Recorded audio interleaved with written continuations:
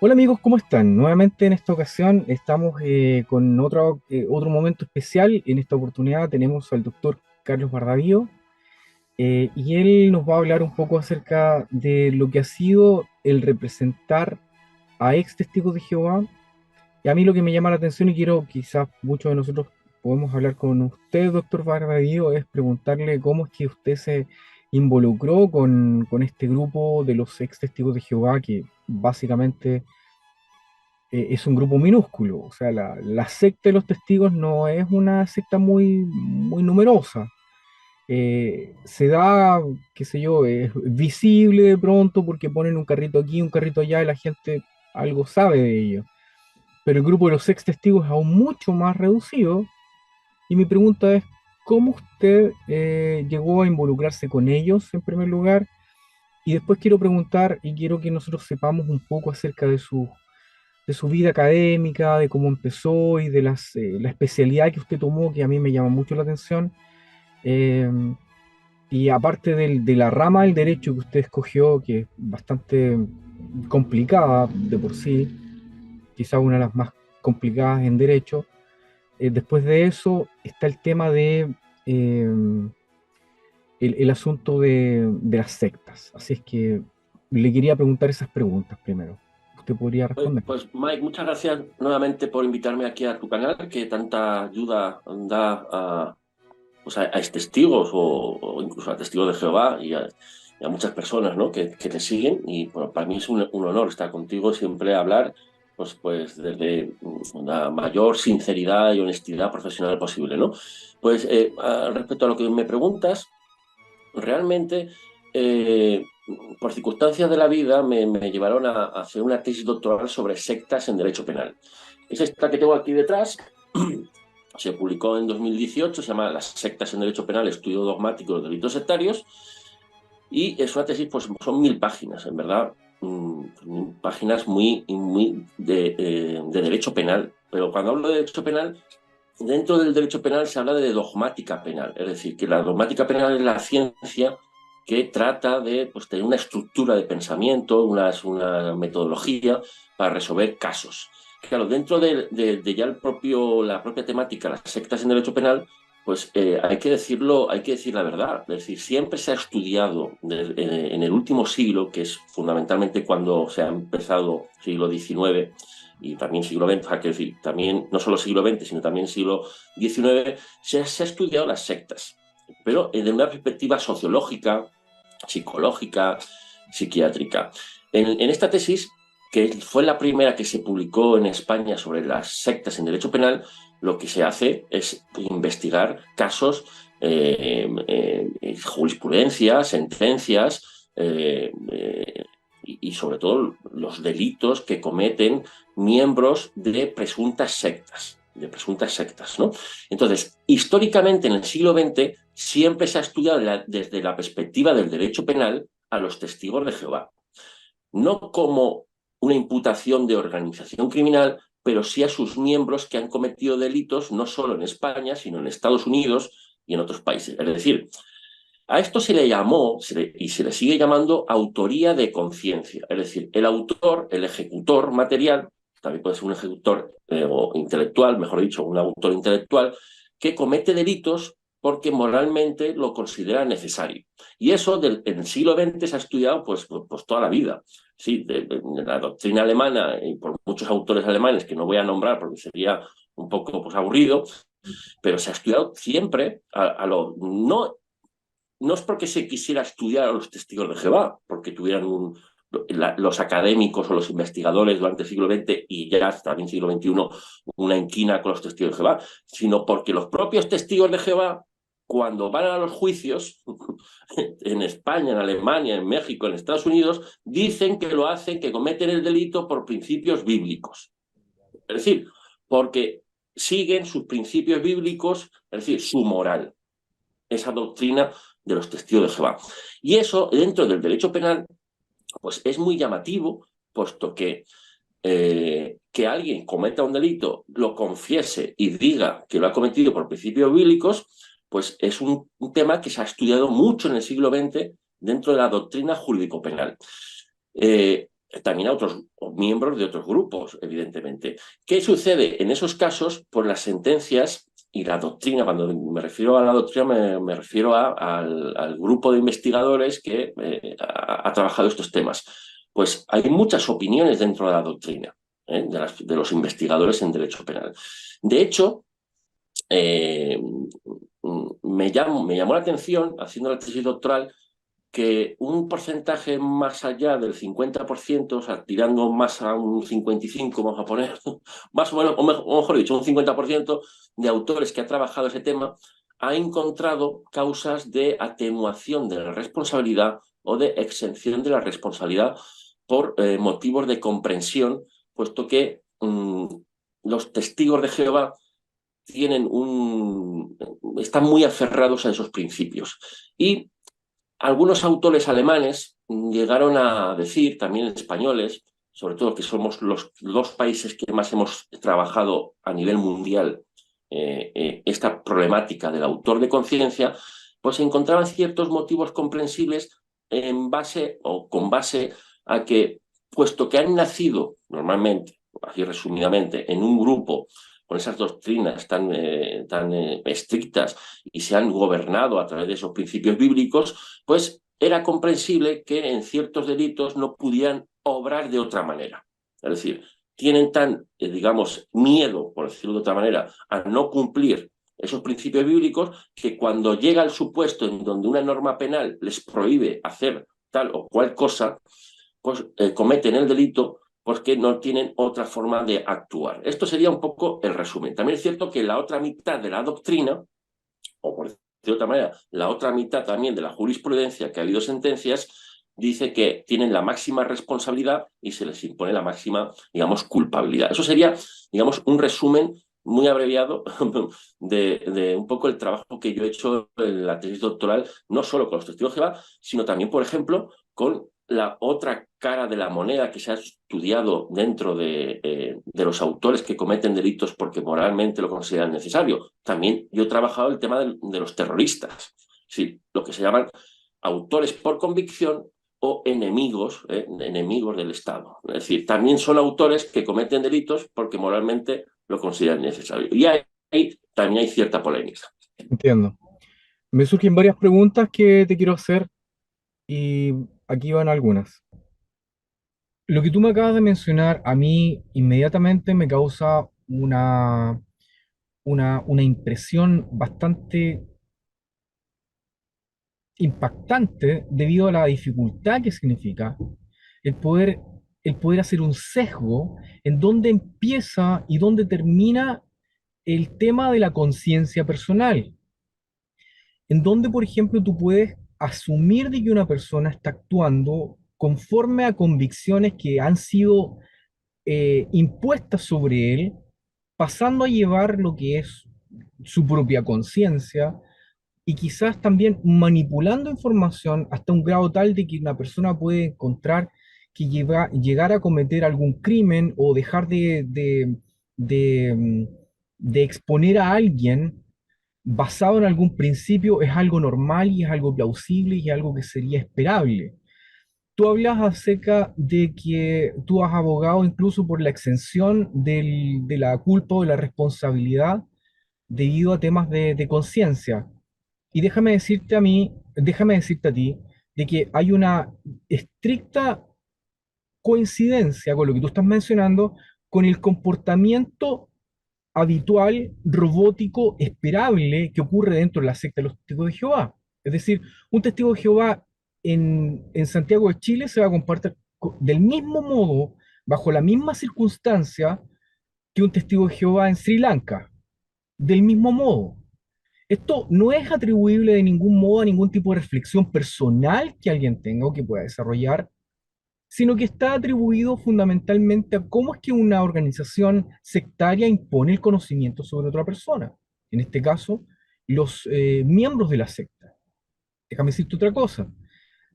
Cuando hablamos acerca de conciencia de los testigos de Jehová, es imposible, es imposible de que de un día para otro los testigos de Jehová cambien su conciencia a raíz de lo que diga o no perdón, producto de reflexión personal. La conciencia, producto de la reflexión personal, incluye un desarrollo intelectual, emocional, en donde tú evalúas los distintos aspectos de algo para poder tomar una decisión y al fin y al cabo poder decir, esto es para mí plausible, esto para mí no es admisible, por lo tanto yo aquí llego con mi comportamiento y no voy a cruzar esa línea porque mi conciencia me lo impide. Sin embargo, dentro de los testigos de Jehová ocurre de que cuando la secta dice esto es a conciencia, es permitido en forma inmediata y te voy a dar un caso. En España, en España, durante décadas a los testigos de Jehová se les metía en la cárcel por no aceptar el servicio militar sustitutivo. Se les metía en la cárcel. Cuando le preguntaban a los jóvenes, pero ¿por qué tú vas a la cárcel y prefieres en vez de hacer esto, en vez de andar barriendo? No, pues por conciencia. Es porque mi conciencia me lo impide, me lo impide. Yo tengo que ser fiel a Dios, etcétera, porque era la instrucción que aparecía escrita. Sin embargo, después de una publicación en la revista La Atalaya, que es el órgano oficial de la secta, dice que ahora eso es a conciencia y que si un cristiano, entre comillas, un cristiano le hace testigo de Jehová bautizado, decide por conciencia hacer el servicio militar sustitutivo en vez de ir a la cárcel, está en su conciencia, inmediatamente en ese segundo, todos los españoles, todos los jóvenes españoles empezaron a hacerlo. O sea, ¿de qué me estás hablando? Entonces, entiendo la dificultad que significa tu tesis doctoral, o perdón, su tesis doctoral en este aspecto. No sé si di al punto que tú Sí, estabas sí, planteando. sí, es que es así. A ver, la tesis doctoral está dividida en dos partes. Una que es el análisis de comportamientos bajo el presupuesto de libertad, es decir, sujetos, también testigos de Jehová, que han cometido delitos porque moralmente lo consideran necesario. Y ¿Mm? la otra parte de la tesis, que es a partir de la mitad, habla de lo contrario, del presupuesto de que personas puedan cometer delitos pero coaccionadamente. Es decir, lo que hablamos actualmente se llama persuasión coercitiva. Es decir, alguien en un Ya. grupo, religioso o no, pues me hace una especie, no lavado de cerebro porque esa terminología no me gusta, ¿de acuerdo? Y bajo esa persuasión coercitiva que me quitan la libertad, digamos, capacidad crítica, yo cometo ciertos delitos, ¿de acuerdo? ¿Mm? Bien, pues en esa primera parte lo que tú has dicho es verdad. Es decir, o por decirlo de otra manera, en la tesis doctoral lo que trabajo son esos delitos que probablemente se realizan por cuestiones morales, en este caso también los testigos de Jehová, y hay tres delitos que han cometido ciertos miembros de los testigos de Jehová aludiendo a esas convicciones morales, que son el ¿Mm? delito de omisión del deber de socorro Ya. respecto al consentimiento para realizar transfusiones de sangre a los hijos menores de edad. Y Ya. hay casos en España con condena a los testigos, a los padres, ¿no? A los padres. También delitos electorales, es decir, por no acudir a las mesas electorales para hacer funciones de control de las votaciones de los ciudadanos. Y ¿Mm? también, como tú bien decías, el delito de insumisión, ¿no? Al servicio militar. Sí que es cierto que el delito de insumisión o el delito de no ir al servicio militar en España fue muy polémico y acertadamente se derogó ese delito, sobre todo porque en España se cambió del servicio militar por un ejército profesional. Es decir, ahora nadie tiene que ir al servicio militar, ¿no? A la mili que decíamos. Pero los otros dos delitos siguen estando vigentes. La omisión del deber de socorro, transfusión de sangre, y el delito electoral. ¿Qué sucede? Que ha habido casos, y voy a leer alguno muy específico del que hablé en la tesis doctoral, ¿Mm? que nos puede ayudar a comprender pues a los miembros, es decir, a padres, testigos de Jehová, y también cómo la jurisprudencia española, en este caso, aunque también conozco de otros países, lo ha tratado. Mira, por ejemplo, hay un caso muy famoso que en el año 1987, ya ha llovido, ya ha pasado tiempo, la sentencia de la Audiencia Provincial de Málaga, del sur de España, condenó a un miembro de los testigos de Jehová por un delito de homicidio en imprudencia temeraria, sí, un homicidio por imprudencia grave, al impedir, esto es importante, al impedir una transfusión de sangre al quitar en un descuido de las enfermeras el catéter que tenía colocado la víctima, pero procurando a la vez controlar la hemorragia que se había producido al retirarlo. Bien, aquí la sentencia condena por este delito, luego el Tribunal Supremo Español fundamentó que era una conducta dolosa, es decir, con conciencia y voluntad, pero aplicó, fíjate tú, aplicó una atenuante muy cualificada, es decir, una atenuante muy grande, de arrebato por ofuscación y pérdida del dominio de la voluntad. ¿De acuerdo? Es decir, que la pena quedó en nada. Y llega a esta conclusión por apreciar una esquizofrenia paranoide con delirios de celos y persecución. ¿De acuerdo? Pero eso no es la tendencia, es decir, no, los testigos de Jehová, por tener libre, como no, derecho fundamental a la libertad religiosa, no podemos decir que su conducta sea generalmente un trastorno psicológico de persecución y de celos, como decía esa sentencia. Es decir, que un arrebato u obcecación lo podemos tener todos y también amparándonos en la libertad religiosa, pero no fundamenta la libertad religiosa por sí, per se, un trastorno psicológico. ¿A qué voy con esto? A que en España, y este es un solo ejemplo, en España se ha condenado a padres testigos de Jehová por una conducta pues, que no se puede hacer, quitar el catéter a tu hijo. En otros países también. Otra cosa, porque esa es una conducta activa, es decir, uno va y quita el catéter, ¿de acuerdo? Lo que yo he defendido, por ejemplo, defendiendo a los testigos de Jehová, y eso lo digo para quien diga que yo no sé nada de los testigos de Jehová, pues, hombre, 10 años haciendo una tesis doctoral, leyéndome toda la sentencia de los testigos de Jehová de España, pues, de Jehová y de otros grupos religiosos, pues hombre, algo sé, sino que se lea la tesis doctoral y así pues podemos empezar a debatir.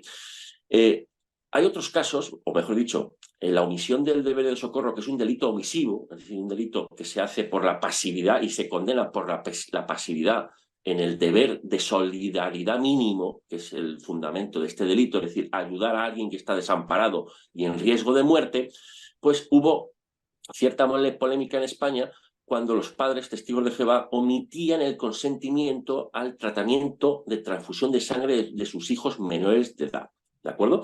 Y entonces ahí el juez, como se omite ese consentimiento, mejor dicho, los médicos, no les queda otra opción que llamar a un juez para que les autorice vulnerar la integridad física del menor, porque la integridad física del menor, pongamos de 5 o 6 años, el derecho lo tiene, si bien lo tiene el menor, pero quien lo ejerce son los padres, ¿de acuerdo? Es decir, con un tratamiento médico. Y ahí, en España y en otros países, ha habido siempre muchas polémicas. En España se llegó a condenar por la falta de ese consentimiento al tratamiento de transfusión de sangre. Pero yo ahí no estaba de acuerdo. ¿Por qué? Porque una cosa es que no den su consentimiento, ¿de acuerdo?, amparada por esa libertad religiosa y que, como tú bien decías anteriormente, no tienen otra opción porque son convicciones muy duras, por decirlo de alguna manera, son convicciones que las tienen muy asentadas y no pueden obrar de otra manera. Y otra cosa bien distinta es, como en el caso anterior, coger y activamente quitar el catéter de la persona a la que se está transfundiendo. Entonces yo, aparte de la doctrina alemana, autores muy afamados como Roxin, bueno, y un español que se llama Silva Sánchez, entendemos que dos cosas, muy rápidamente, voy a intentar explicarlo de la forma más, digamos, para que el ciudadano me entienda y sin entrar en tecnicismos. A los testigos de Jehová no se les da otra alternativa, o mejor dicho, no tienen, en mi opinión, una posición de garante sobre sus hijos. ¿Por qué? Porque cuando ya está el niño menor de edad en el hospital, ya están como garantes los médicos. ¿De acuerdo? Entonces, los padres, la falta de consentimiento, ojo, la falta de consentimiento, salvo en casos muy especiales que voy a comentar, que esa es la problemática, la falta de consentimiento no crea un riesgo sobre el menor si están los médicos y pueden rápidamente llamar al juez y rápidamente el juez puede autorizar la transfusión de sangre. ¿De acuerdo? No se crea un riesgo mayor, por decirlo de otra manera. Y luego otro argumento que yo escribí mucho en la tesis doctoral es que el derecho se basa en que tú puedes hacer exigible un comportamiento a los ciudadanos si esa exigibilidad del derecho varía en relación también a diferencias entre sujetos. Es decir, voy a explicarlo brevemente porque es complicado. La exigibilidad del derecho penal depende de la sociedad en la que estemos y de las circunstancias personales del sujeto que estamos analizando. Hay un caso muy famoso en Alemania, de hace ya un siglo, en la cual un cochero, y por eso se empezó a hablar del derecho penal como exigibilidad o inexigibilidad de una conducta conforme al derecho, es decir, la inexigibilidad de una conducta conforme al derecho penal a veces se aprecia, ¿de acuerdo?, para rebajar o eliminar la culpabilidad. Y el caso ese el caso alemán fue por el cual se empezó a hablar de este concepto, que rebaja o atenúa o elimina la culpabilidad. Y el caso consistía en un conductor de coche de caballos que su jefe, el dueño, y afamado y, bueno, y una persona pues, noble y rica, pues de forma apresurada le ordenó sacar el coche de caballo porque tenía una cita con alguien.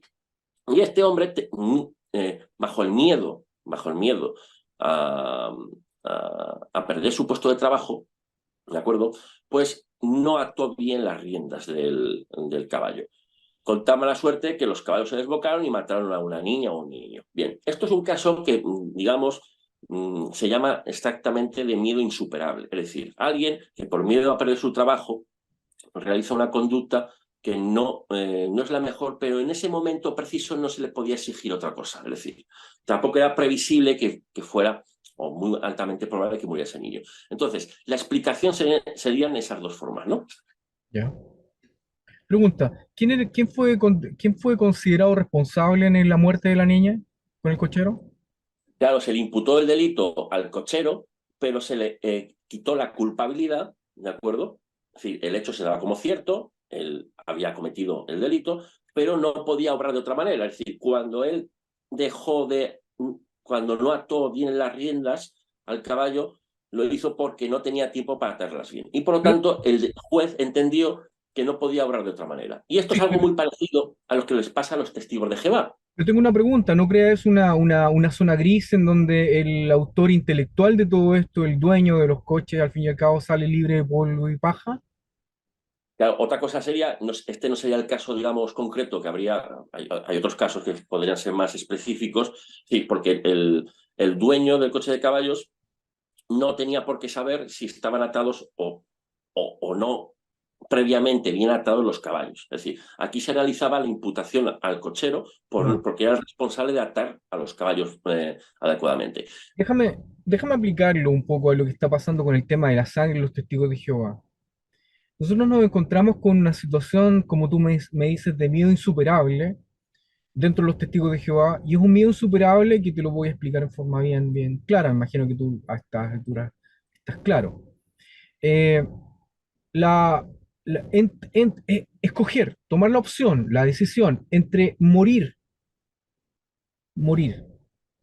o perder la vida eterna en un paraíso en la tierra, es fácil tomar la decisión. O sea, tú prefieres morir a, a perder la vida eterna en un paraíso en la tierra.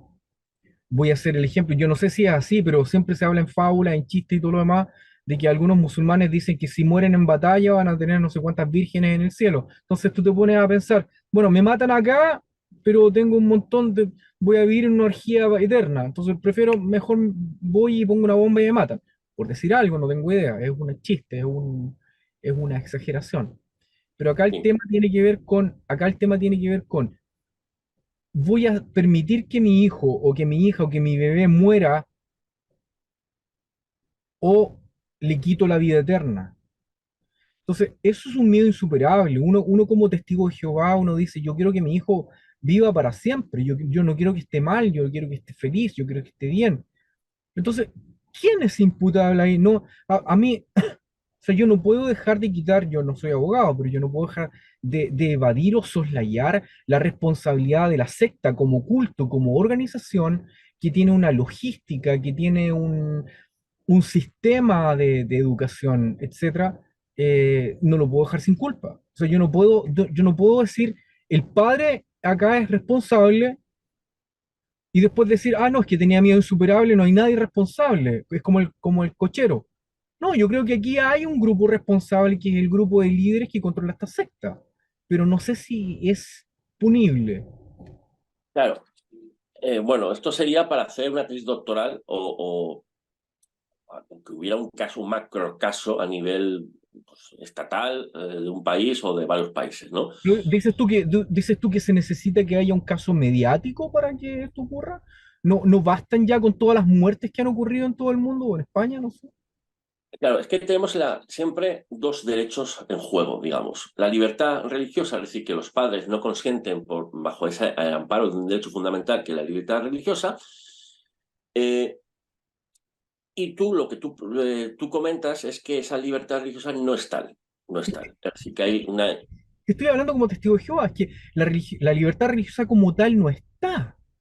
Si tú me dices a mí de que si alguien, por ejemplo, la tesis que ocupaban y que siguen ocupando los testigos de Jehová formalmente es, todos tienen libertad de hacer lo que quieran, pero no es así. Está este tema que tú hablas acerca de la manipulación coercitiva, ¿si lo llamas tú?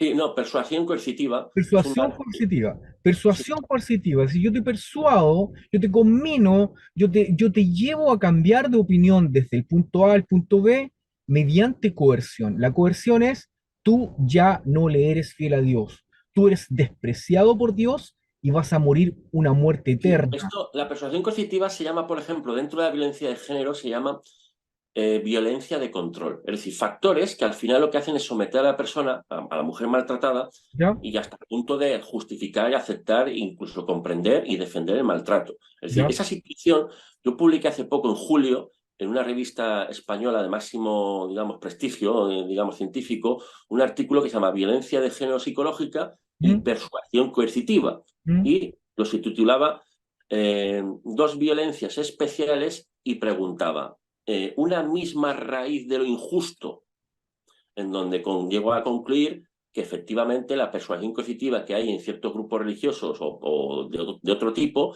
es muy parecido a la dinámica del maltrato de la violencia de género. Es lo mismo, de hecho, o sea, la línea de conducción es directa.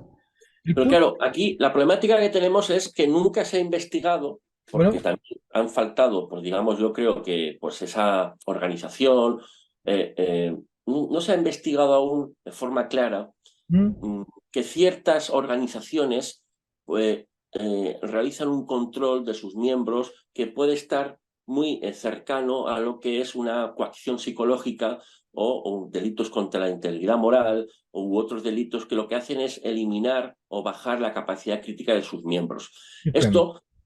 Esto quiero decir, esto lo damos por hecho, es decir, sabemos que eso puede pasar y la demostración es la violencia de género porque esa dinámica criminal, si lo hace una persona contra otra persona en una relación de pareja, pues ¿Mm? imagínate de un grupo contra sus propios miembros, ¿no? Claro, claro. Y además que tenemos la evidencia, tenemos el dato, ¿no es verdad?, científico como para poder demostrarlo.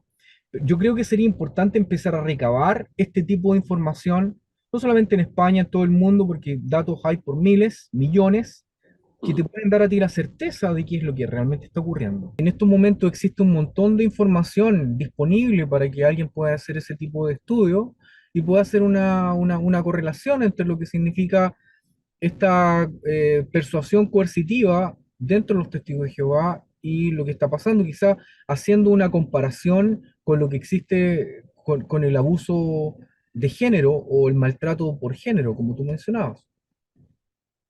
Claro, ahí evidentemente, a ver, lo primero que hay que decir, realmente los testigos de Jehová son una confesión religiosa debidamente inscrita en España y no hay, digamos, ninguna imputación jurídico-penal al respecto.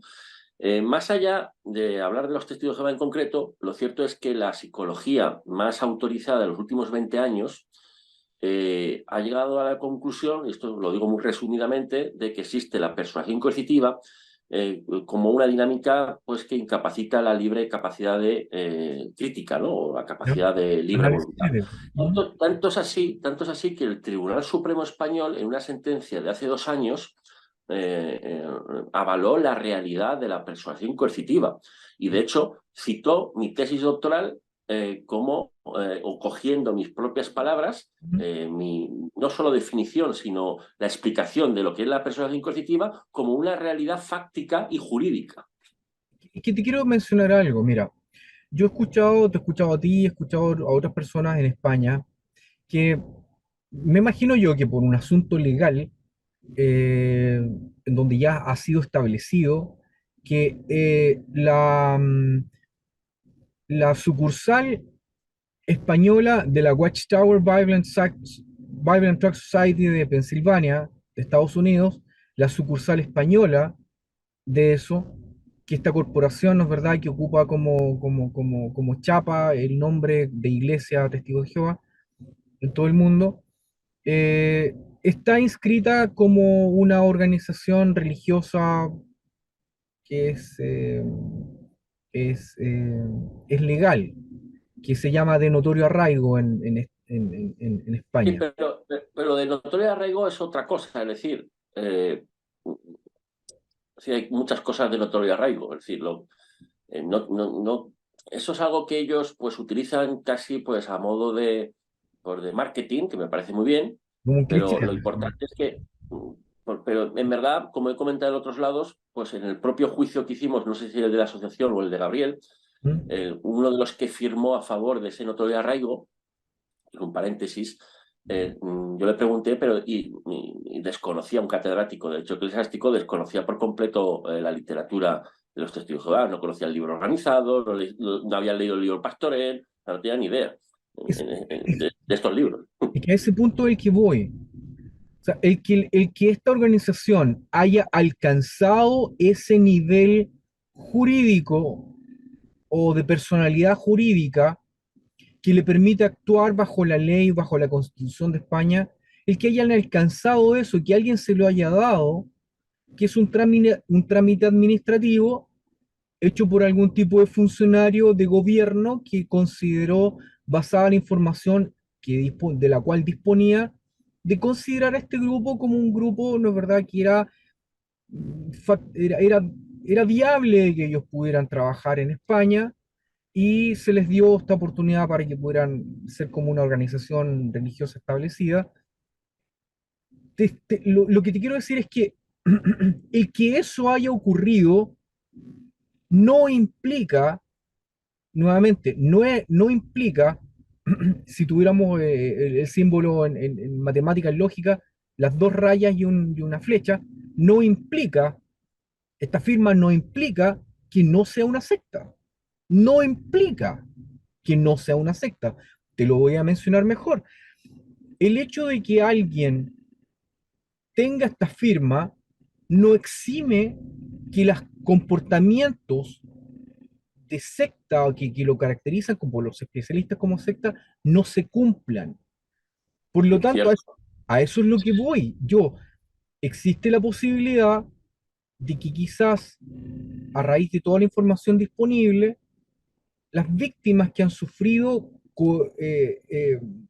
persuasión coercitiva puedan decirlo y pueda aumentar el número de información que pueda llevar a un estudio legal que permita determinar que este tipo de acciones son las que realmente ocurren dentro de esta organización que yo denomino secta,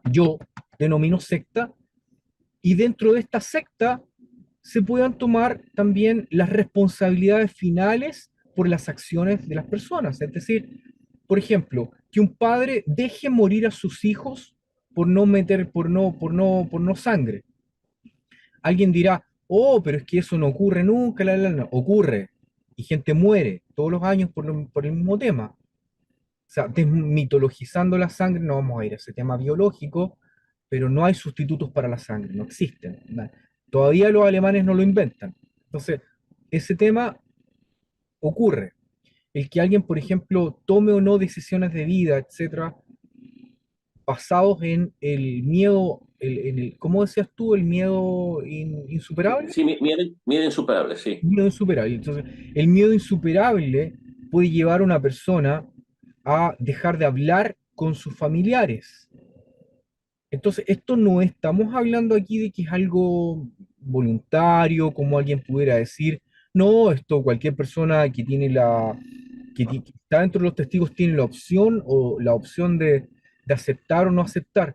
No es así, porque si así a ti te ponen, estoy hablando como testigo de Jehová, delante de ti el tomar una acción o perder la vida eterna, tú obviamente vas a escoger por la vida eterna.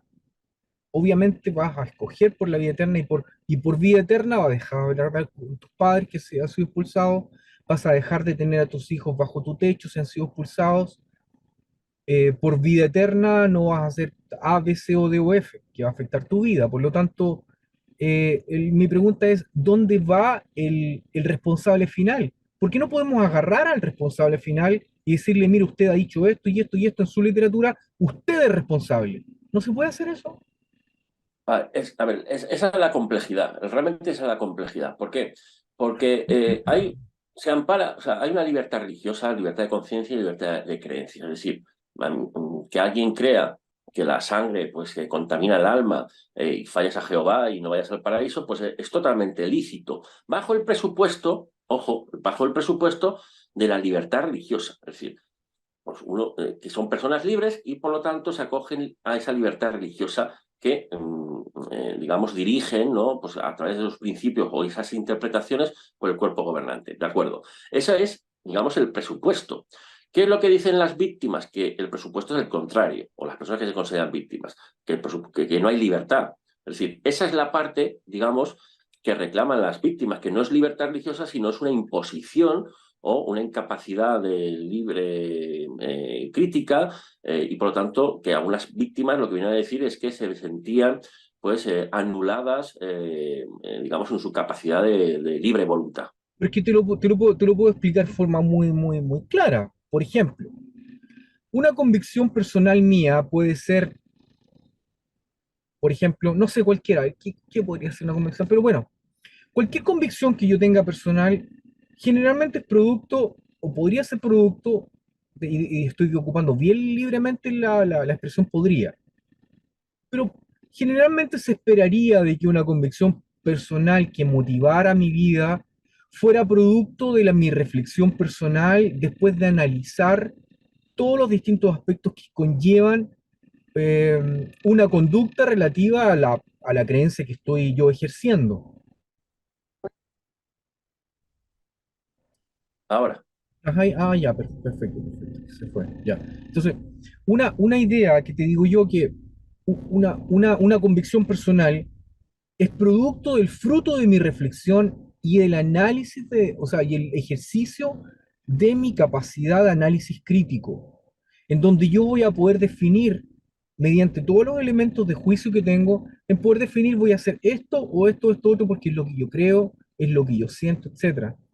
Pero si a mí me dicen una fuente de autoridad que ha sido sistemáticamente elevada al rango de autoridad incuestionable, cuando alguien ha puesto esa autoridad delante de mí, yo estoy absolutamente desprotegido para poder cuestionar cualquier cosa.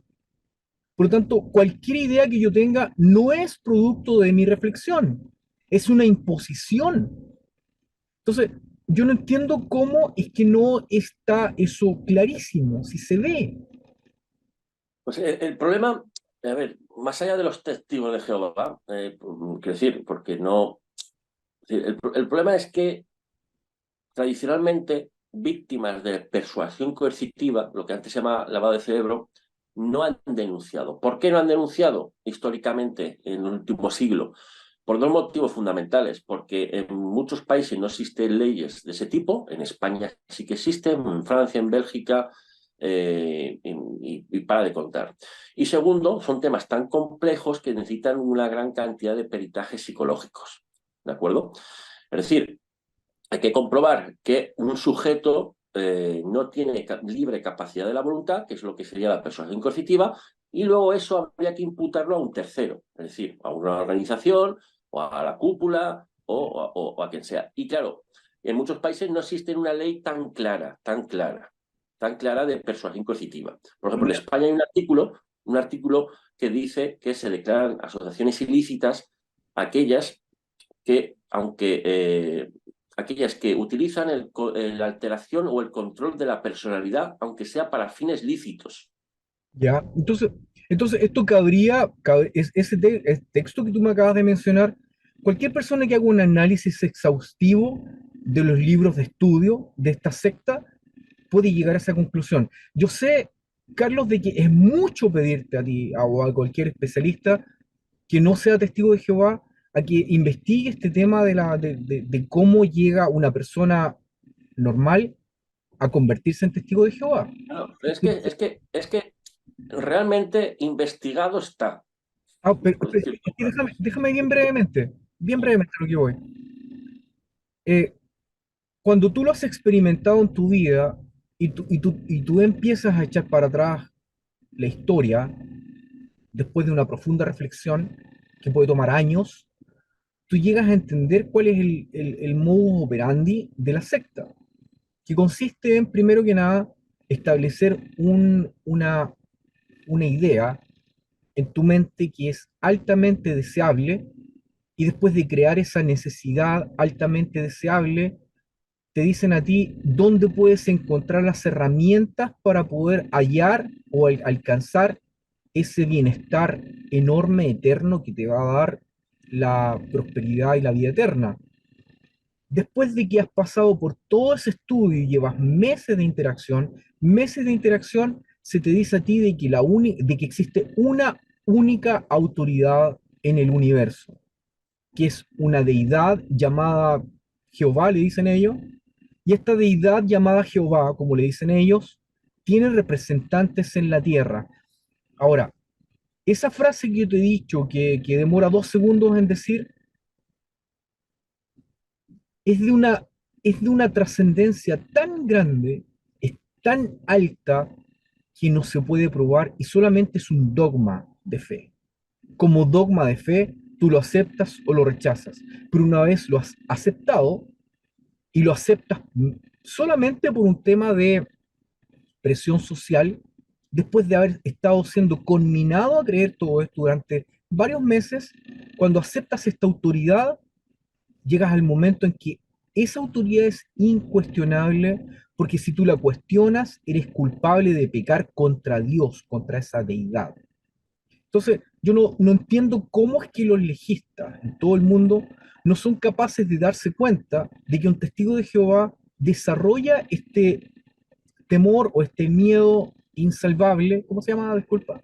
Miedo, Miedo insuperable, miedo miedo insuperable. insuperable, este miedo insuperable a fallarle a Dios, porque sus representantes en la tierra han dicho que el cielo es verde y tú tienes que decir que es verde porque es verde y no puedes cuestionar. Entonces, cualquier cosa que ellos digan es la verdad. Ellos han dicho en las publicaciones de algún modo de que ellos no son inspirados ni nada de eso. Sin embargo, exigen ser vistos como profetas y como representantes de Dios. Por lo tanto, ante esa, ante esa circunstancia que pone a miles de ciudadanos españoles, miembros de la Comunidad Europea, bajo las manos de una organización cuyos líderes se ensalzan a sí mismos como autoridad divina, ¿cómo no es eso cuestionable a nivel legal? ¿Cómo alguien no puede decir esto es ilegal? Por qué no podría, por ejemplo, decirse de ahora en adelante, o obligar a los testigos de Jehová a poder poner, entre comillas, lo que dijo el juez en la última sentencia? Los testigos, la organización de los testigos de Jehová practican el ostracismo que puede causar problemas mentales. Se recomienda, y citar al tipo este. ¿Por qué no obligar a los testigos de Jehová a poner en cada uno en la tapa de sus libros esa declaración? Para que la gente sepa a dónde se está metiendo. Ahora mismo esta sentencia, que aún no es firme y podría cambiar a través de una sentencia posterior de un tribunal superior, pero ahora ¿Mm? mismo es una sentencia que, aunque no sea firme, hace esa declaración. Esa declaración es de una importancia vital. Si bien es cierto que el juez dice una cosa, porque no va a decir la contraria, y es que el ostracismo está dentro de la libertad religiosa. Es decir, que un grupo puede expulsar a otro, ¿de acuerdo? Y dejarle de hablar y tener un contacto social por el motivo que sea, pero también por el motivo de la libertad religiosa. Pero claro, ahí el juez, pues, que no se va a meter en más jaleos, porque esto es una sentencia civil de vulneración del derecho al honor, no es un procedimiento penal, no analiza, o mejor dicho, parte del presupuesto de que los sujetos están ahí en este o en otro grupo, es decir, hablando del concepto de ostracismo y de la libertad religiosa, parte del presupuesto de la libertad de cada sujeto, es decir, como tú bien decías, yo lo adopto o no lo adopto. Lo que no se ha trabajado, no se ha investigado, y no digo de los testigos, hablo de modo general, ¿sí? es la persuasión coercitiva fácticamente en grupos religiosos o no. Porque si no hay denuncias. Porque yo te digo, te lo estoy diciendo ahora y cualquier testigo de Jehová lo puede hablar. Cuando tú empiezas a meterte con los testigos de Jehová, jamás, jamás van a hablar acerca del tema de la expulsión. Nunca te van a decir, si tú no crees todo lo que dice el cuerpo gobernante, vas a ser expulsado. Nunca dicen eso. Claro, a mí hay Cuando lo dicen, una cosa muy importante. te tienen agarrado. Después de eso te lo dicen. Entonces, Claro, dime si eso no hay es una cosa muy manipulación. importante. Claro, hay una cosa muy importante. El bautismo es casi una forma, de bautismo aquí o allá, es casi una forma de contrato. Es En la que Iglesia Católica, pues sí, ahí voy. disculpa, es que es un contrato. Mira, ellos han ocupado durante décadas, más de 100 años, la expresión miembros, miembros. Entonces, ¿cómo tú puedes ser miembro de algo a un niño de 7 años, de 8 años? Fíjate tú que la responsabilidad que conlleva el bautizarse es tan grande, es tan alta, que yo te puedo decir, a ciencia cierta, yo soy graduado de una de las escuelas de esta secta. Esta secta tiene distintas escuelas o ha tenido distintas, las cambian a través del tiempo, pero esto es una secta que es, perdón, una escuela que es equivalente a la escuela de misioneros de Galaad que está en Estados Unidos. Se llamaba en ese tiempo Escuela de Entrenamiento Ministerial, que era alta ponía su foco en administración, temas administrativos, le hace temas financieros y judiciales para echar a la gente que cometía pecados y el juicio interno que había adentro, y el tema fundamental también de temas doctrinales fundamentales. Hay una de estas acciones que yo te la puedo enviar porque tengo todo el formato, tengo todos los textos citados y todo más de la Escuela de Entrenamiento Ministerial, te lo puedo pasar. Habla del bautismo. Y ahí explicaba a profundidad lo que significaba qué es lo que significaba el bautismo en realidad. Y fíjate tú que nosotros que éramos siervos ministeriales, ancianos, precursores, gente de la élite, de los testigos de Jehová que estábamos ahí, nos mirábamos unos a otros como alumnos y decíamos, no teníamos idea de la importancia que tiene esto, o sea, de la trascendencia que tiene. Porque es como tú mencionas, es un contrato del cual no sales vivo. Tú para salirte de ese contrato, A ver, sales muerto. ¿Por qué? Porque es un contrato. o mueres siendo testigo bautizado, o te expulsan y eres asesinado en vida. Porque alguien dice ostracismo, no, al ostracismo yo le digo asesinato en vida. Entonces, eres Claro, asesinado en vida o muerto. Entonces, es como estas mafias donde tú no te puedes salir. Entonces, eso es el bautismo. Tú bien, no te puedes simplemente llegar y...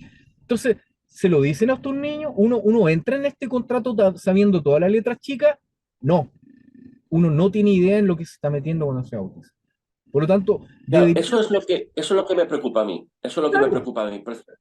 A partir de que es una especie de contrato, porque en verdad, pues uno, digo contrato porque uno se somete a unas normas, ¿no? Dentro de la libertad, el presupuesto de la libertad pero religiosa. eso A es mí lo lo que que me dicen. Ellos, preocupa. ellos, ellos dicen, cuando tú te haces testigo de Jehová, tú aceptas todo lo que viene. El problema está en que no te dicen todo lo que viene. Tú no Claro, sabes todo lo que viene. Entonces, que venga eh, alguien de la sucursal a decirme, cuando tú te bautizaste, tú sabías en lo que te metías. No, no sabía en lo que me metía. Lo aprendí con los claro, años.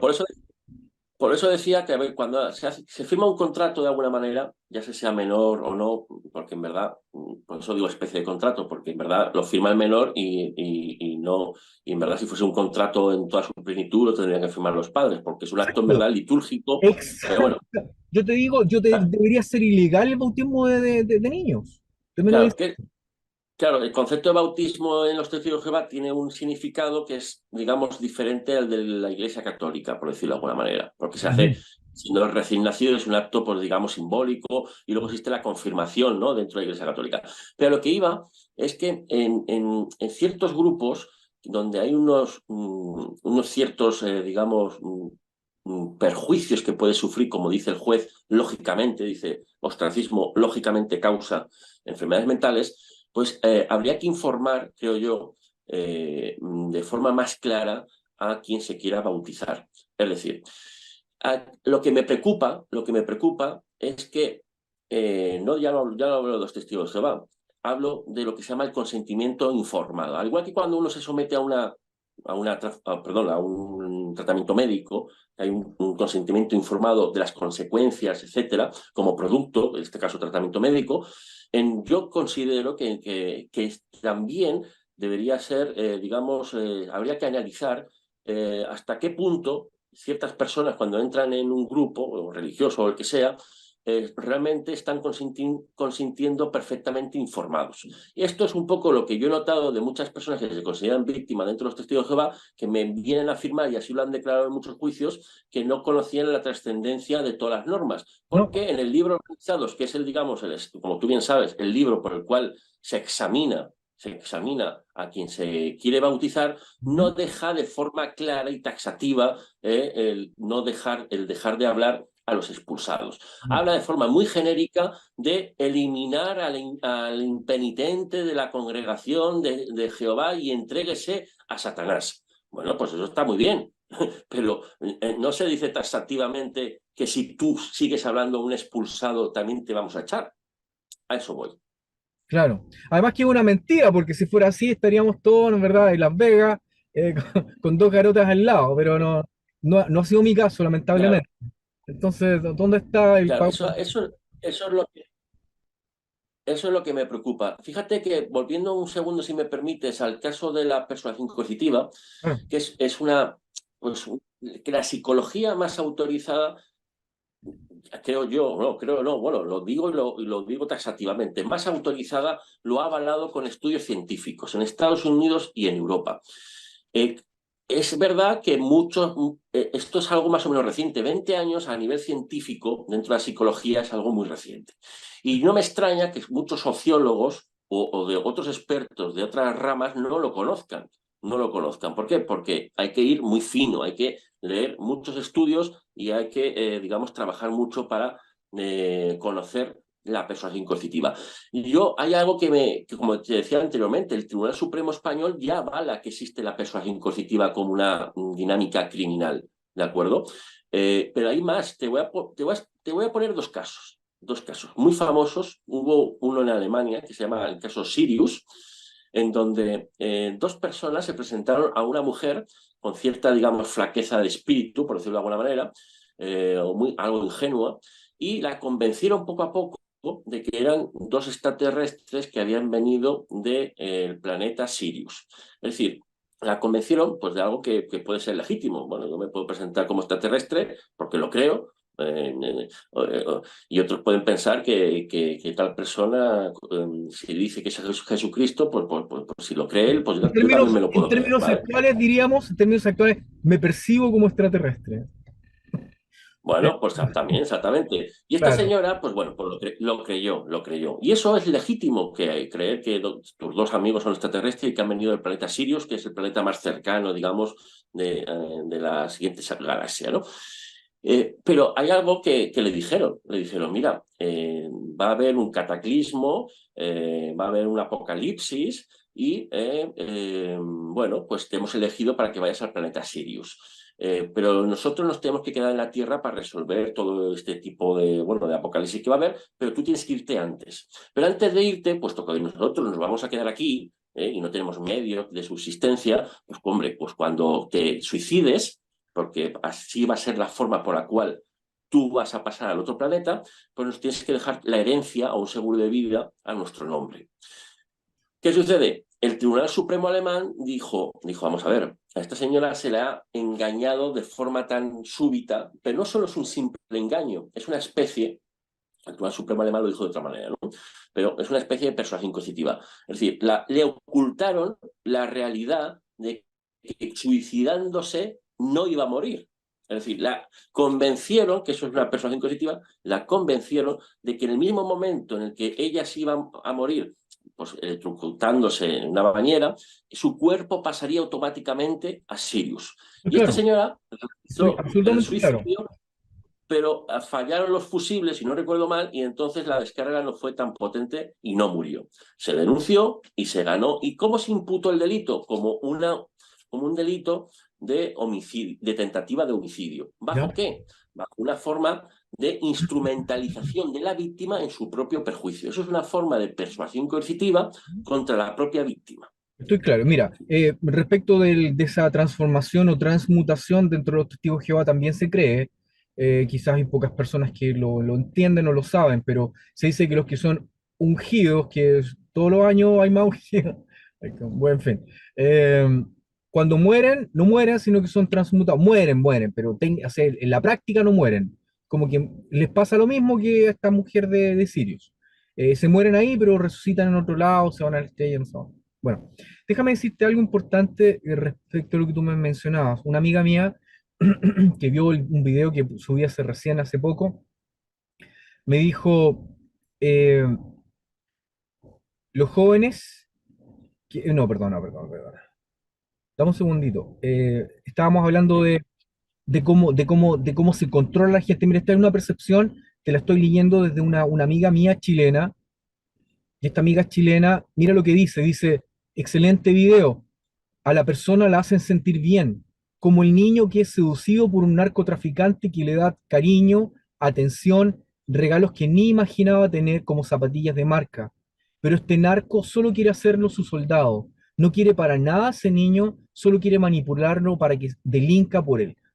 Dime, eso es lo que nosotros estamos viendo acá. Entonces, cuando tú te das cuenta de que una organización recluta gente vendiéndoles un cuento, sea cual sea el cuento, no estoy hablando de los testigos de Jehová, sino que cualquier organización que recluta gente vendiéndoles un cuento para explotarlos, obtener ventaja financiera y después cuando ellos se oponen, echarlos y sacarlos, es algo que debería hacer a cualquier persona ponerle atención.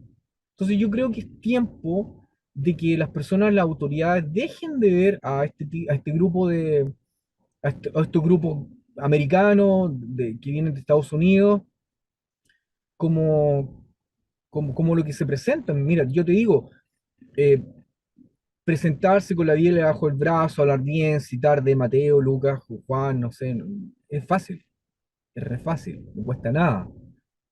El tema está en lo que está pasando con mucha gente que no estudia, que no trabaja, que depende de los padres, que después de que los padres se van se quedan en la absoluta indefensión, etcétera.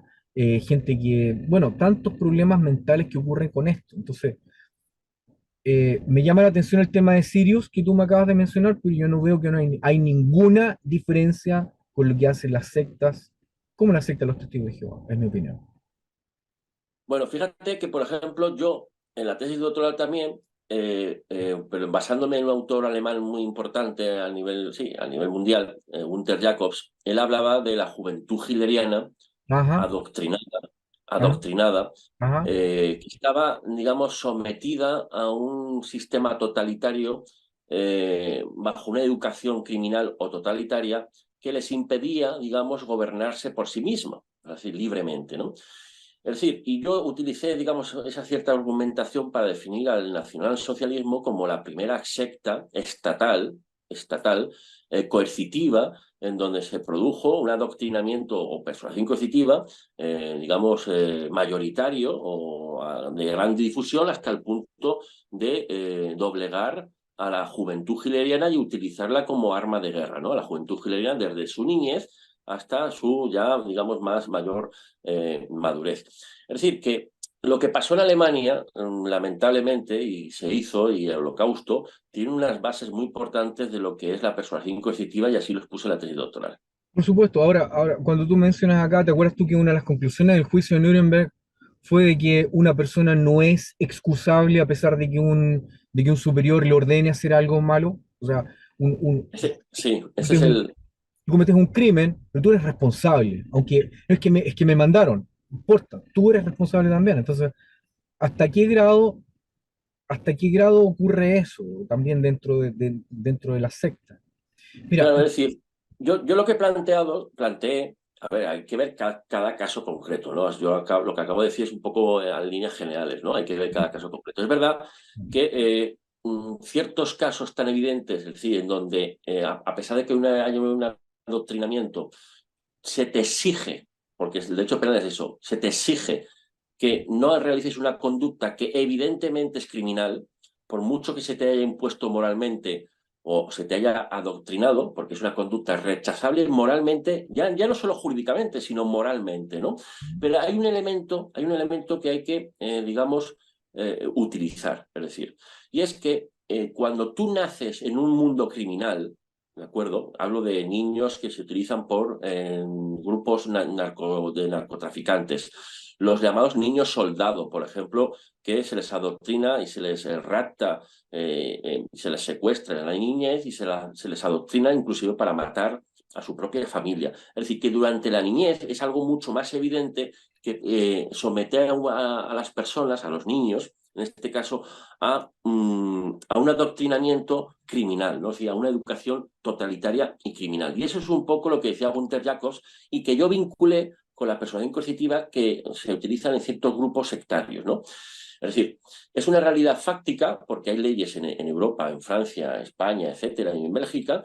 Es una realidad normativa porque existen esas leyes y fáctica, pero es que también hay una realidad jurisprudencial. Es decir, tanto en España como en Francia, como en Bélgica y otros países existen sentencias, como el caso Sirius, que acabo de poner, u otros casos que nos daría para mucho debate. El problema es que cada caso hay que investigarlo. Cada caso tienes que tener un denunciante, por mira, decirlo.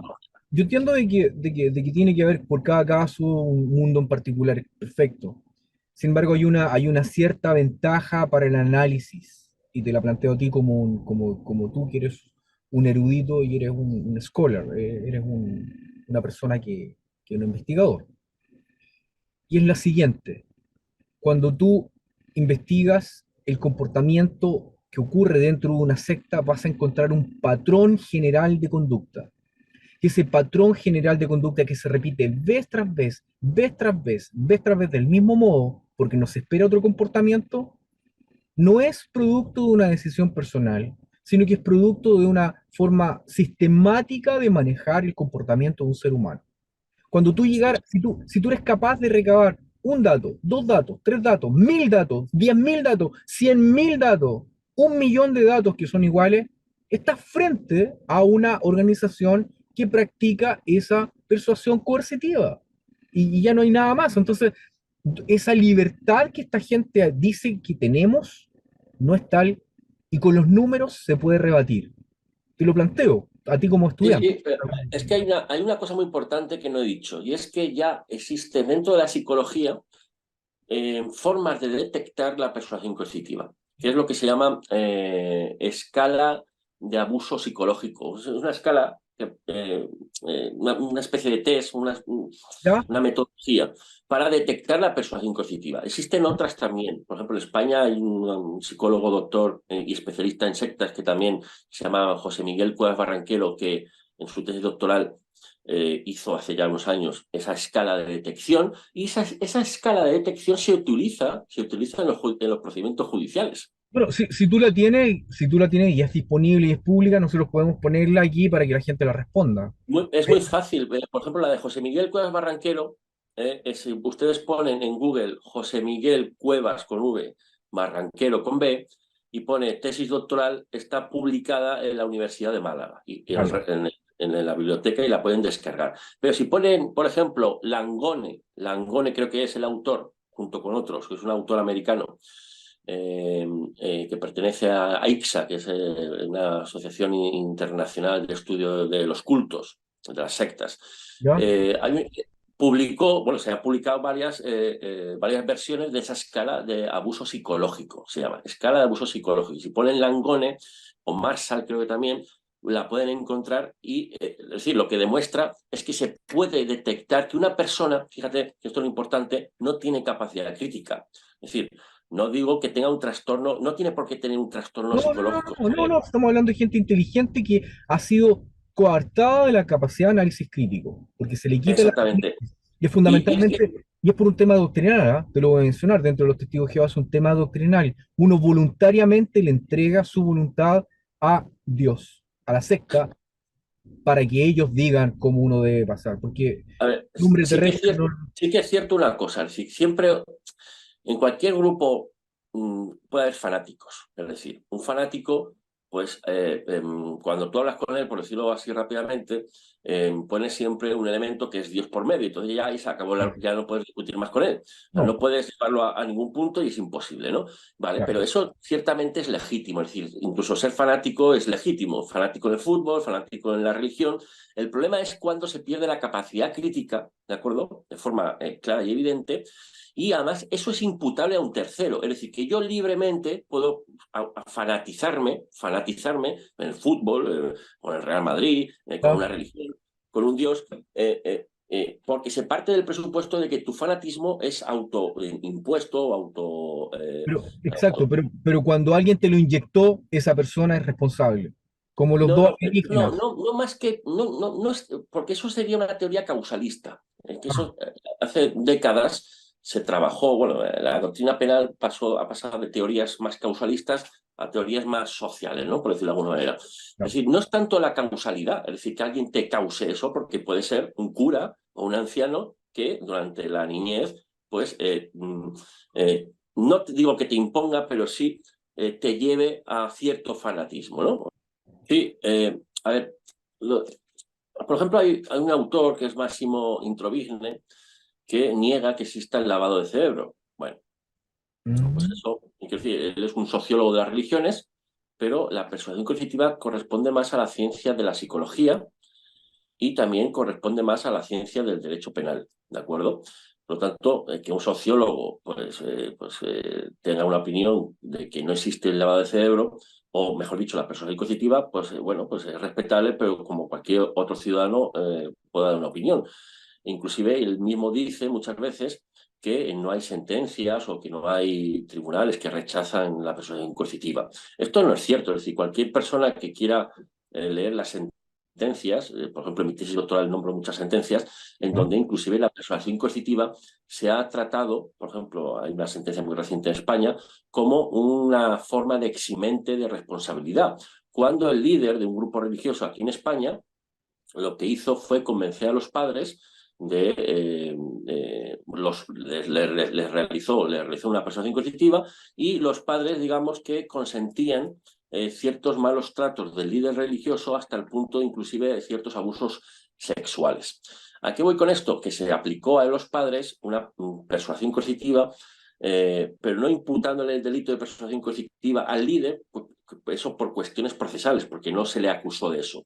Pero sí que es cierto que la sentencia está, por ejemplo, y estoy hablando de la primera que se me ha ocurrido, sí que entiende que los padres estaban bajo un dominio de la voluntad de este líder religioso y que por lo tanto su conducta estaba bajo la persuasión coercitiva como un trastorno, en este caso sí, un trastorno psicológico muy severo, hasta el punto de que se les eximió de responsabilidad.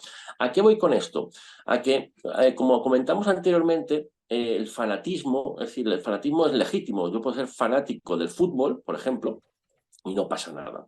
Pero hay otros fanatismos que la ley y el derecho penal en la mayoría de países no permite, que es, por ejemplo, el autoadoctrinamiento, digamos, yihadista, por ejemplo. Este es un ejemplo en España, también en Estados Unidos, hay unos artículos en las correspondientes leyes penales en donde se castiga, ojo, se castiga el simple hecho, que no es poco, de autoadoctrinarse, es decir, fanatizarse en unas ideas criminales, por ejemplo, ¿no? En el terrorismo yihadista. Entonces, ¿cuál es la diferencia entre la fanatización que existe en el fútbol o en ámbitos, digamos, que conocemos, ¿no? Donde la gente te pones a hablar con ellos y no hay forma, aunque les muestres un vídeo en donde hay una patada o hay un penalti o lo que sea, y no llegan a reconocerlo porque, en definitiva,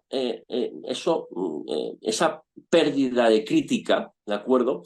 Es imputable al propio sujeto que libremente, digamos, por decirlo así, no quiere razonar más, ¿de acuerdo? Sin embargo, hay otros tipos de autoadoctrinamientos que evidentemente llevan a una situación de peligro contra la sociedad, que es el autoadoctrinamiento terrorista, ¿no? O yihadista.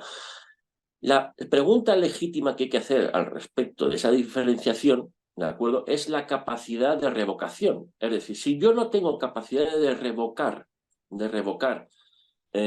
mis ideales, por decirlo así, mis ideales fanáticos, ya tenemos un problema. Si es un problema de falta de libertad, porque no puedo revocar lo que yo creo, por ejemplo, ¿de acuerdo? Si esto es imputable a una tercera persona, es decir, si es imputable a una tercera persona que con conocimiento y voluntad, de lo que se llama dolo, con conocimiento y voluntad, ha creado en ti una capacidad, o mejor dicho, una incapacidad de revocación de mi propio fanatismo, entonces tenemos lo que se llama la persuasión coercitiva. Entiendo. Ahora, esa revocación significa retractarse, dejar de pensar, dejar de suscribir, ¿No? Cambiar, cambiar. cambiar. Es decir, si yo estoy en un grupo religioso, ¿de acuerdo? Y me fanatizo, que sí, las religiones pues tienen cosas positivas y también tienen sus cosas negativas. Eso es algo histórico, es decir, hay muchos fanáticos dentro de las religiones, ¿no? En cualquier religión puedes encontrar siempre alguno. Y eso no es problemático. El problema es si ese sujeto no tiene capacidad de revocación, es decir, es decir, de cambiar de idea, de cambiar de opinión, de cambiar de pensamiento, en definitiva, para que nos entendamos, y Claro. si esa incapacidad de revocación es imputable a alguien. Ya. Esa es la pregunta. Entiendo, entiendo. Es decir, si hay un grupo que está por sobre él, una organización que está por sobre él, que le impide a él ejercer su derecho a el libre cambio, Mejor básicamente. dicho, sí, pero no porque, por decirlo de alguna manera, el sujeto sienta que no puede cambiar, que también, sino fundamentalmente, para describirlo de una forma más, digamos, más gráfica, el sujeto, que es un presupuesto de la persuasión coercitiva, no percibe que no pueda cambiar. Mm, mm, totalmente. Claro, porque al fin y al cabo, una de las maestrías que tiene la secta en este control de tu voluntad eh, radica en que tú no te des cuenta que eso es así, tú pienses que estás haciendo algo por tu propia voluntad cuando no es así. Te voy a Exactamente. Y te pongo un ejemplo. Cuando en algunos casos que yo he llevado psicólogos especialistas en España, que es en donde trabajo, aunque también trabajo en México con socios que tengo allí, Mm, se hace una pericial de personas que pues, sus familiares han denunciado, por ejemplo, una falta de capacidad crítica. Por ejemplo, yo llevé un caso en España en donde el perito especialista en persuasión cognitiva le entrevistaba a través de una, pues, lo que decíamos antes, una detección en la metodología de detección de persuasión coercitiva, y concluía que esta persona no tenía capacidad crítica por mm, el sistema o el control que estaba realizando el gurú sobre esta persona mayor de edad de 24 años. mm, ¿A qué voy con esto? A que eh, uno de los factores más esenciales de la persuasión coercitiva es la imperceptibilidad del ataque. mm, claro. Esto al fin y al cabo lo estoy haciendo yo porque yo quiero servir a Dios. Es mi decisión personal de servir a Dios. No le hago caso a ningún hombre, no le hago caso a ningún anciano, simplemente yo le estoy sirviendo a Dios. Mentira, está siguiendo lo que dice la organización, entiendo claramente. Oye, Sí, pero fíjate una cosa, solo un matiz. Es decir, que alguien dentro de los testigos de Jehová o de otra religión, me da igual, o de grupo político o lo que sea, ¿ya? quiera seguir fielmente los dictados libremente, no tiene ninguna problemática. Claro, claro, no se No estamos... tiene ninguna problemática. El problema que hay es que hay una otra cara de la moneda. Claro, mira, si aquí nadie está criticando el hecho de que alguien sea amable, de que sea bueno, de que use corbata, y que levante la mano y que soplaye una atalaya. Haga lo que quiera, no hay ningún problema con eso. El tema tiene que ver cuando nos enfrentamos a puntos que son extremos, estos extremos existen lamentablemente. Cuando estamos hablando que, por ejemplo, por un tema sistemático, dentro de la secta, no se denuncia, por ejemplo, a un abusador sexual, en primer lugar, porque vas a manchar el nombre de Jehová. Que lo estén cambiando a poco porque los tienen agarrados es otro cuento. Que estén cambiando el libro de ancianos ahora cada 2 meses para sacar alguna frase y que legalmente los pueden culpar es otro cuento. Pero históricamente es lo que han hecho y es lo que ha pasado. Bueno, estamos hablando de eso, estamos hablando también de cuando producto de estas ideas mueren niños por no transfundirse sangre. O sea, si un adulto toma la decisión de morirse, ya es problema tuyo, o sea, ya está bien, pero es mucho más problemático cuando es un niño que no tiene la decisión, o sea, la facultad de poder decidir por sí mismo y alguien más basado en estas ideas del temor insalvable, Insuperable, insuperable. insalvable. Miedo insuperable, sí. Claro, por este miedo insuperable lo condena a muerte, básicamente, por no ponerle sangre, etcétera. Estamos hablando de ese tipo de cosas, o cuando, por ejemplo, Sí, pero eso no quita, no quita que los médicos, ¿Mm? en su función de salvar vidas, que es su función, sin perjuicio de leyes de eutanasia como existen, por ejemplo, en España de 2021, Sí. recabe en la autorización judicial para las transfusiones de sangre. Por ejemplo, en México, hace poco, recientemente, en 2018, hubo un caso muy famoso de una niña de 6 años con leucemia, cuyos padres, testigos de Jehová, no consintieron la transfusión de sangre. Pero eso no quitó que dos cosas: que los médicos recabasen la autorización judicial para hacer la transfusión de sangre, y dos, que no la Corte Suprema de México no criminalizase la conducta de los padres porque no podían obrar de otra manera. ¿Mm? Ya, bueno, pero independiente del resultado, estamos hablando de cuál es la acción del adulto, en este caso, que debido a esta em, persuasión coercitiva existe, cosa que introviñe el experto, según el autodenominado y proclamado experto mundial en sectas, dice. Bueno, quiero darte las gracias por todo esto. Sé que hay mucho más tela que cortar. Me imagino que ya tienes que ir, yo también, pero me imagino que va a ser de mucho agrado para las personas que están oyendo este tema, oírte. Eh, quiero que por favor, si tú nos puedes contar en qué año en qué universidad estudiaste, dónde sacaste tu doctorado, en qué universidad, cuántos años te tomó y cuál es el nivel que tienes en estos momentos de contacto internacional y al mismo tiempo si has sido requerido en forma internacional para tratar algún caso que requiera algún experto. Bien, pues así muy rápidamente. Ujú. Yo estudié en Zaragoza, una ciudad de España entre Madrid y Barcelona. Hice la licenciatura en Derecho de 1999 al 2002 o 2003 y posteriormente pues, inicié pues, los estudios de doctorado que había que hacer previamente a lo que es la propia tesis doctoral. Y la tesis doctoral pues la defendí en la Universidad de Sevilla, bajo un grandísimo, bueno, dirección de un grandísimo catedrático español que se llama Miguel Polino Navarrete. En 2017 la defendí el 10 de febrero, si no recuerdo mal. Y desde entonces, pues bueno, pues tuve un año, después de 10 años de tesis doctoral, porque lo combinaba con mi trabajo como abogado. Yo ya era abogado y cuando me licencié me colegié como abogado y claro, tenía que trabajar como abogado y hacer la tesis doctoral pues en todos los momentos que dispuse, ¿no? Eh, esa tesis doctoral, puesto que esto es una problemática tan compleja, no solo por mi falta de tiempo a veces como abogado, pero es que como es un tema tan complejo que necesita el análisis de muchas ciencias, psicología, psiquiatría, criminología, sociología, pues me llevó mucho más tiempo porque quería efectivamente tratar esta problemática desde todas las ciencias al objeto de que me ayudase luego a llegar a ciertas conclusiones jurídico-penales. Bien, desde que defendí la tesis doctoral, yo la publiqué al año siguiente en una editorial que se llama Bosch, española, es una editorial de máxima, digamos, difusión y prestigio nacional e internacional. Y desde entonces, bueno, y antes también, pues he trabajado el tema de la persuasión coercitiva no solo en esa tesis doctoral.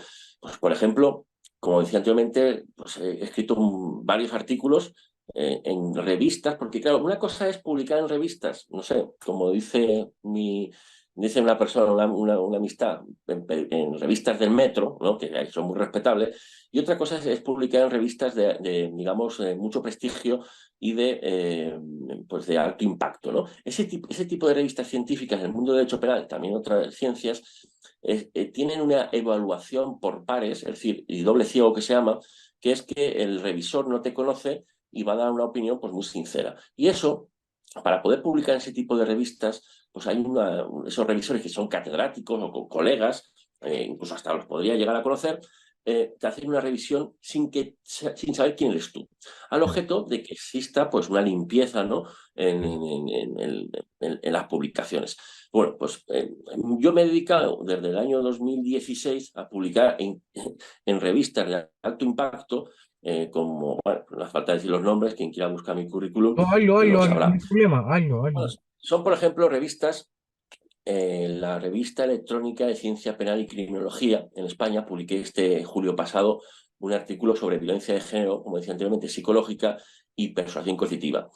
He publicado en la revista de la UNAM, de la revista de la Facultad de Derecho de la UNAM, de la mayor universidad de Latinoamérica, que es la UNAM de México, Universidad Nacional Autónoma de México, Mm, sobre el delito de tentativa, por ejemplo. mm, Es decir, yo no solo me dedico a escribir sobre persuasión coercitiva porque mentalmente no es sano, solo dedicarte a una cosa en concreta, ¿no? Es claro. decir, mis investigaciones pues van desde, por ejemplo, la responsabilidad penal de la persona jurídica, que también publiqué en esa revista española, la revista electrónica de Ciencia Penal y Criminología, pero, por ejemplo, publiqué en la revista de la Facultad de Derecho de la Universidad Iberoamericana, también con doble ciego de revisión, pares y doble ciego, un artículo de persuasión coercitiva y organizaciones criminales coercitivas en México, en el derecho penal mexicano, que se publicó en el año 2020.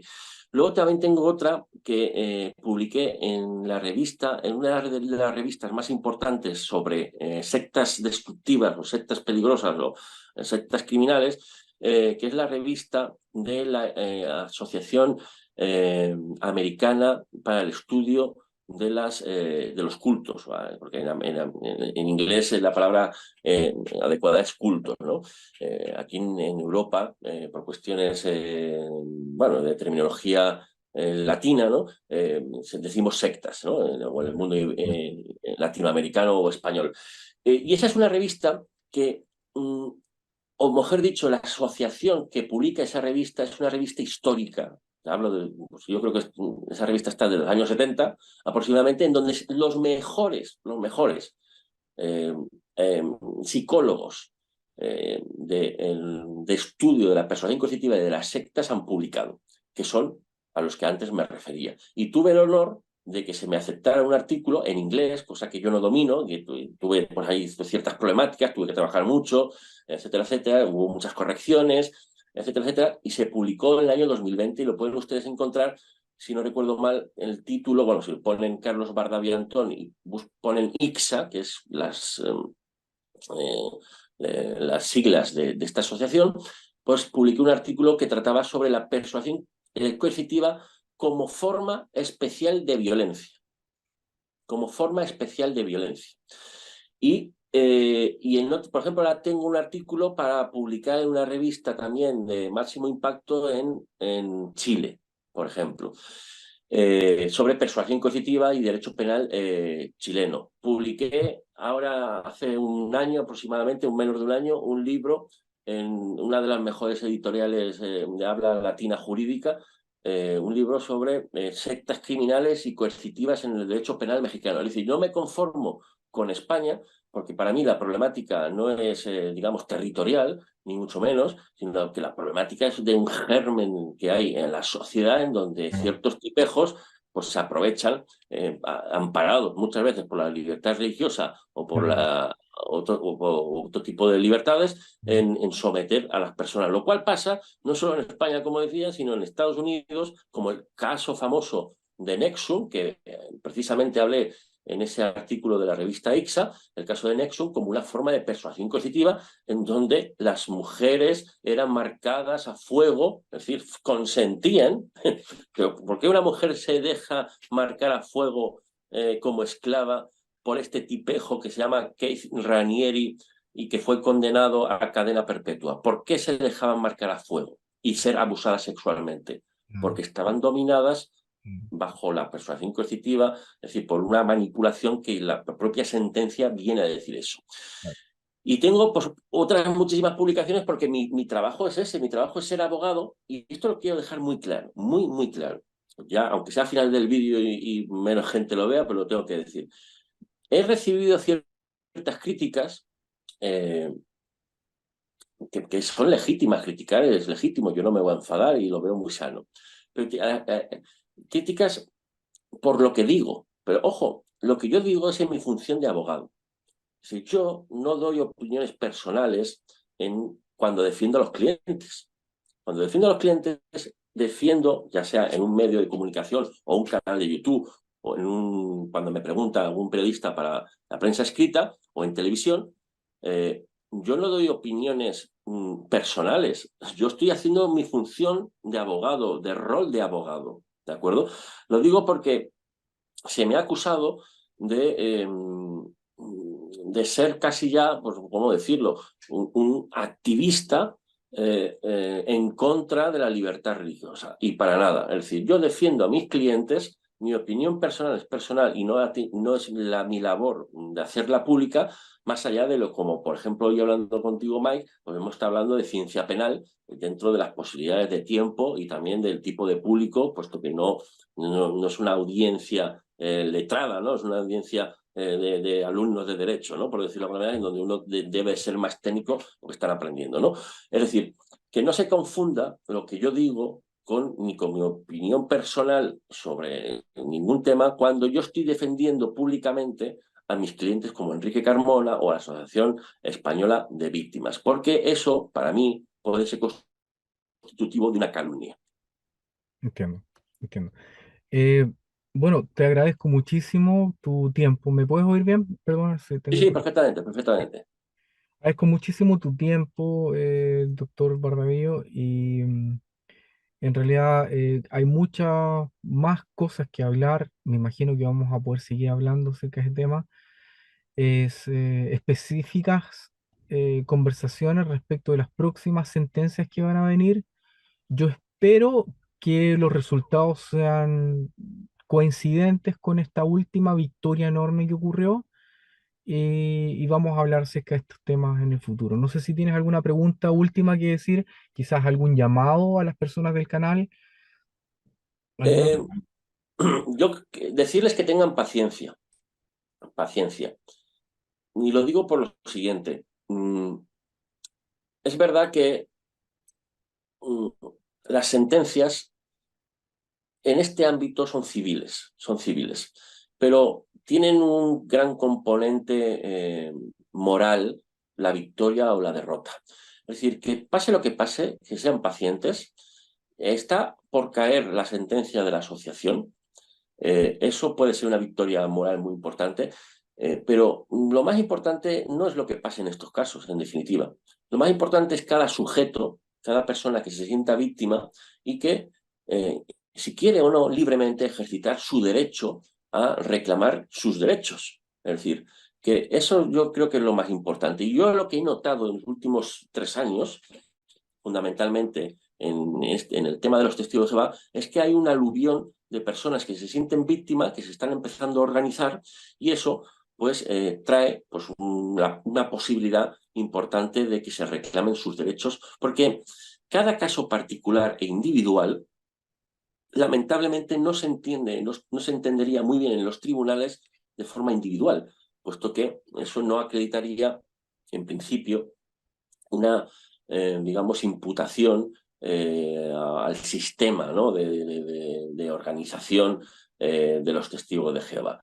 Sin perjuicio de que ha habido casos, por ejemplo, hay una sentencia en España donde los ancianos fueron condenados por un delito de acoso a una persona que no quería ir a reuniones, por ejemplo, ¿no? Pero eso Y en definitiva, pues cosas que están bien reclamarlas, pero yo lo que he notado, que es a lo que quiero ir, que en los últimos 3 años aproximadamente hay ya cierta organización y en donde las personas que se sienten víctimas han empezado a reunir sus pruebas, sus testimonios, comités judiciales grabados, por ejemplo, hay ya parece ser que muchos grabados, es decir, que eso puede ser ya una forma más solvente de que las personas que se sienten víctimas de esta u otra organización puedan reclamar sus derechos con mayor sentido jurídico. Y eso creo que la sentencia de la asociación ha hecho, o el caso de la asociación, ha hecho mucho bien, puesto que se consiguió pues, agrupar a muchas personas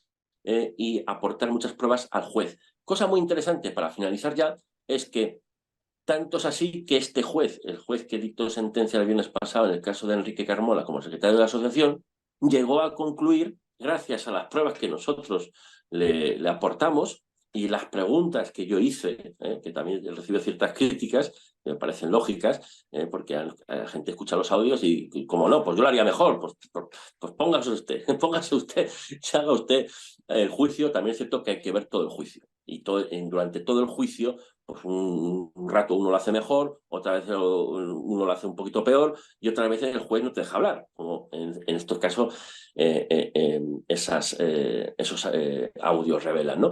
Pero a donde iba con esto es que hemos conseguido en un trámite civil, que digamos a nivel jurídico muy poco importante, pero a nivel de sensación y de comunicación, ganar que un juez diga de forma textual que los testigos de Jehová practican el ostracismo y el ostracismo causa enfermedades mentales, lógicamente, porque así lo concluye como hecho cierto, eso es de una trascendencia jurídica, pero moral, que es para mí esta sentencia que iba a ser sin importancia, por decirlo de alguna manera, va a trascender jurídicamente a un extremo que yo creo que no somos capaces de llegar a pensar hasta dónde puede llegar la importancia de esa manifestación de este juez.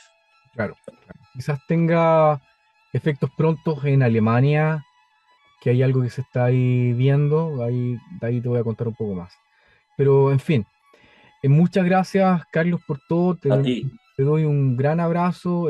Gracias por el tiempo que has No, no, tenido. y a ti también, Mike, a ti. Y bueno, vamos a seguir aquí adelante con el tema y Y por la conversación, pues yo creo que ha sido una conversación muy interesante como has planteado pues, las preguntas, las reflexiones, porque todo tiene sus matices. Tú mismo, es decir, todo tiene un matiz y como decía anteriormente, todo hay que acreditarlo. Es decir, hay en todo, digamos, en todo, no digo organización, pero en toda problemática hay dos caras de la moneda. Es decir, hay un lado de la libertad, pero también puede haber un lado de la coerción, que es lo que más o menos vienen a decir las víctimas. Yo creo que en este vídeo, lo que yo creo que tú has tratado de transmitir con esas reflexiones es que muchos ciudadanos van a pensar que existe la otra cara de la moneda, ¿no? Que es un poco lo que dice la víctima. y porque de hecho existe esa cara y ha sido ocultada en forma sistemática y la estamos dando a conocer que los resultados y la reacción organizacional ha sido tan brutal hasta el grado de poner una demanda en contra de individuos que si no hubiera habido alguien que hubiera tenido tu corazón y tu instrucción, se hubiera perdido. Así que te agradezco Bueno, mucho. me hubiera gustado ganar 10-0, no 10-1. Bueno, ya vamos a Pero seguir con bueno, las goleadas en el futuro, pero bien, bien. porque creo que lo merecía el cliente. Ujú. Pero es que la sentencia de la asociación, pues es que puede que salga mañana, porque más o menos nos lo han dicho sí. Ya sé que. Entonces, a lo mejor nos volvemos a ver mañana cuando salga la Sí, sentencia. por supuesto, ahí Bueno, vamos a vernos y vamos a un analizarlo. abrazo. Que tengas buen día, más querido Mike. Muchas gracias, Carlos. Gracias a todos. Hasta luego. Hasta luego. Hasta luego.